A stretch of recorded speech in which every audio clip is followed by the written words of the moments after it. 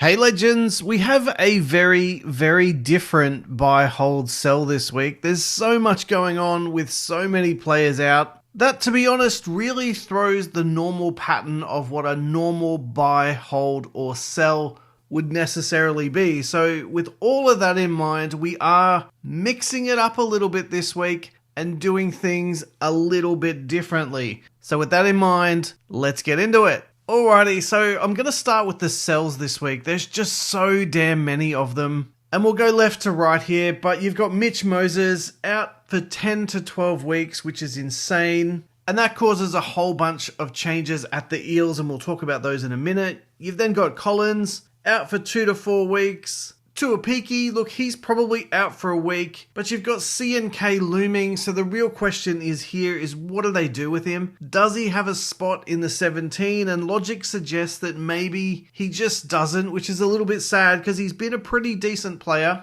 but I just can't see how he fits into that Warriors team. Then, of course, we have Reece Walsh out for 4 to 6 weeks with that facial fracture. Next up, we've got a couple of Gold Coast Titans. Keeney, unfortunately, his performance has just been woeful. He needed to be dropped, and he was. We now have Campbell coming back in, and unfortunately, that means there's no spot for Keeney at this particular point in time. Big Tino, unfortunately, out for the season. And Scotty Sorensen at the Panthers, also likely to be out for 4 weeks. Now, there's a couple of other players we could have put on here. A lot of people are selling Nathan Cleary, and we'll talk about him in a minute. Brendan Piakura also comes to mind. So there's so much going on. There's so many moving pieces with the sells. I think at the end of the day, you really have to make an assessment about what's going on in your team. Who is underperforming? And chances are there's a few players, particularly some of those cheapies that have really underperformed. And ask yourself, are they a sell this week? Or can you hang on to them for at least one more week? Okay, so let's move on to the buys. Okay, so first up, Lockie Galvin. His money making has absolutely skyrocketed. He's come from 230 to now up over 100k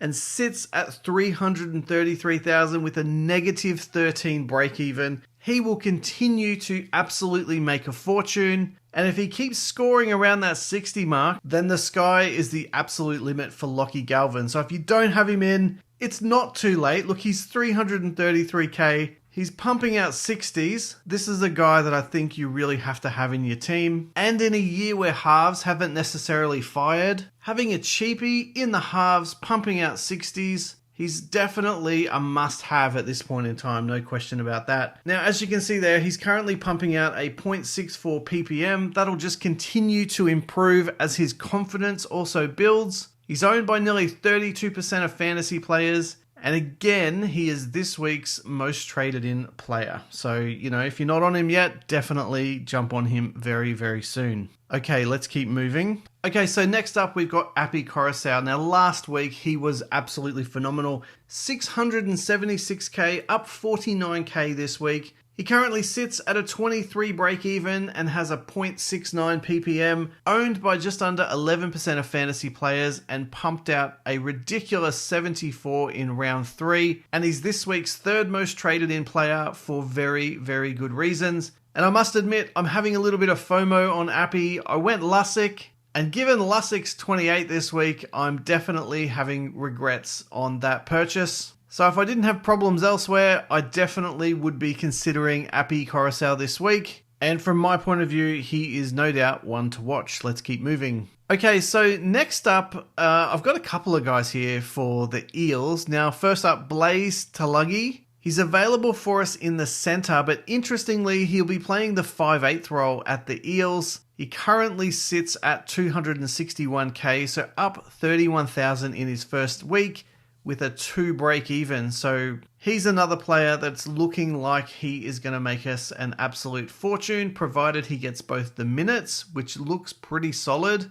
and time on the park, which again looks pretty decent. Now he's currently got a 0.53 ppm, but I think that will build as his confidence builds. He's only got a 2.41 ownership, but I reckon that's also going to skyrocket after this week. And in round 3, he scored a very decent debut of 42 points. So the real question here is job security and when should you jump on? Now, if you don't have any problems with your team, I reckon jump on now. But if you've got some holes to fill in your team, you can probably wait another week. But definitely keep an eye on Blaze Tulagi. And the other player there I think we really need to talk about is Dylan Brown, or Dillbags, Brownie, whatever you want to call him. He's been elevated into the halfback role, so more than likely he will now get to essentially control this team, and as such could accelerate his point scoring over the next few weeks, especially while Mitch Moses is gone for that 10 to 12 week mark. So I've got Blaze more of a buy than Dylan, but both of these guys could be very interesting over the next few weeks. Let's keep moving.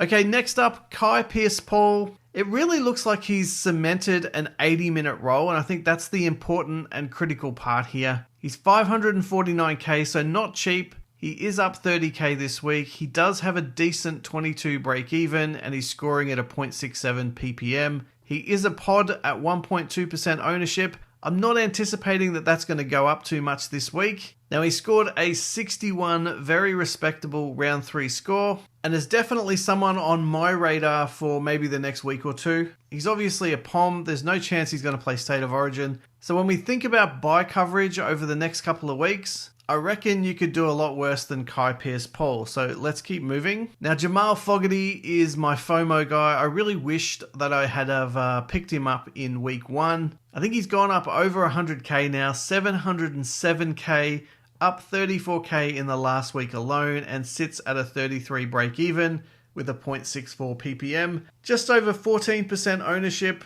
I reckon that'll start to accelerate with Cleary out and Hines kind of underperforming a little bit. He managed to pump out a 62 in round 3, so he's very appealing, and I think he will continue to grow in value. I reckon he could definitely nudge that 800, 850 mark. And my long-term strategy here is Fogarty won't play State of Origin, so he could give us that really great coverage that we need in that major buy round. So that's one to keep an eye on as well. Let's keep moving. Okay, so next up we have James Tedesco, and I've also put Dom Young there because I think both of these guys are offering some tremendous value. James Tedesco has found form. He's not cheap. He's 745k, up 43k in the last week. He currently sits at a 30 break even and has a 0.71 ppm. He's got ownership just over the 9% mark, and he scored a massive 71 in round 3, but he looks back, he looks hungry, and I reckon if you can afford him, put him into your team, I don't think you'll be disappointed. Now, the other guy who I'm a little bit on the fence with is Dom Young. He also scored some massive points in round 3. He's a definite weapon. He's a target for the Roosters. And I think he's about 100k cheaper than Tedesco. For me, if he continues this sort of form, then he will be a must-have at some stage as well. So keep both of these guys in mind.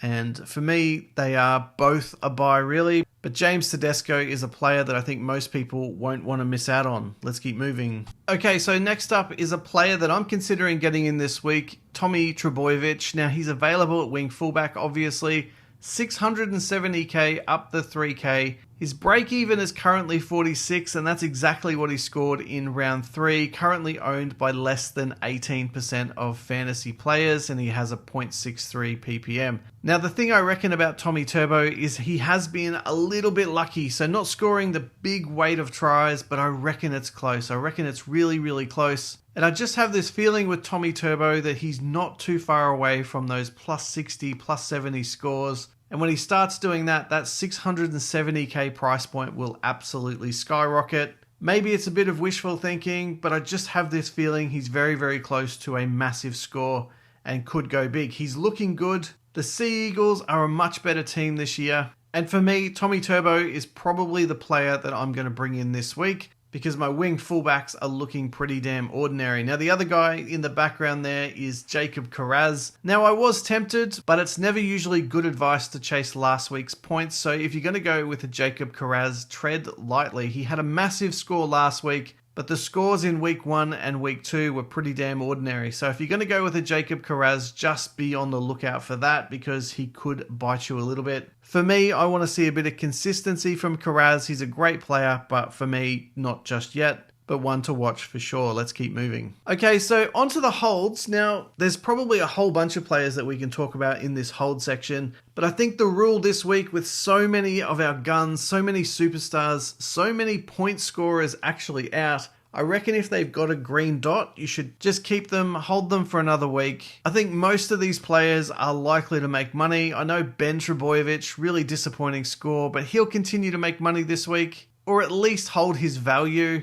Same with Lusick, same with Roger Tuivasa-Sheck, same with Drew Hutchison, and same with Jamin Salmon. Now Piakura, he's out. I don't yet know for how long, but if it's going to be a long period of time, I'd probably move him into the sells. And one that might be a little bit more controversial is Nathan Cleary. I've got him on the holds, not the sells, because if you think about it, he was always going to miss one of those weeks over the next 4 weeks anyway, so now we're down to 2, maybe 3. Pretty much everyone's going to be in the same boat this week, so it's really only 1, maybe 2 weeks you're really missing out on a Nathan Cleary. If you've got decent coverage, maybe in a Lachlan Galvin, maybe in a Jamal Fogarty, you should be okay. But having said all of that, I do appreciate it is a lot of money to tie that up on your bench. So there you go, guys. Look, a whole bunch of stuff going on this week. It's caused a massive degree of chaos. We've got some absolute superstars of the game out, you know, Mitchell Moses, you've got Reece Walsh, Big Tino, Sorensen, Lindsay Collins, Tuapiki. You know, these guys join another massive list with Payne Haas, Brendan Piakura,